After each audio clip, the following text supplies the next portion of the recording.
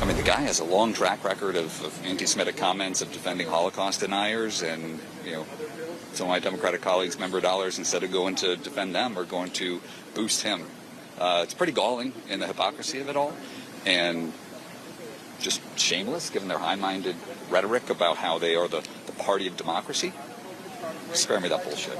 So in the wake of the Trump administration, and specifically the chaos that was January 6th, Democrats have championed themselves as the sole party concerned with things like upholding our democracy, and as more and more details come out about the GOP's involvement in those riots, it's very clear Republicans are an anti-democratic party. But this new Democratic midterm strategy of handing money to Trump-endorsed candidates, thinking that they're easier candidates to beat, is downright shameful and could have astonishingly severe consequences for democracy these politicians claim to love so much. That's some strong words. And you heard Congressman Kinzinger say earlier in the show, he thinks that this red wave is going to bring some of these lunatics into Congress. GOP congressional candidate Peter Meijer has written an op-ed in which he details how Democrats have been financially backing far-right GOP candidates this primary cycle in order to have a better shot at beating them ahead of a potential red wave in November. He's running in Michigan against John Gibbs, who is a Trump-endorsed election denier. On the other hand, Meijer was one of the few Republicans who immediately acknowledged Biden's victory, and in addition, he writes in the op-ed, quote, "I joined 9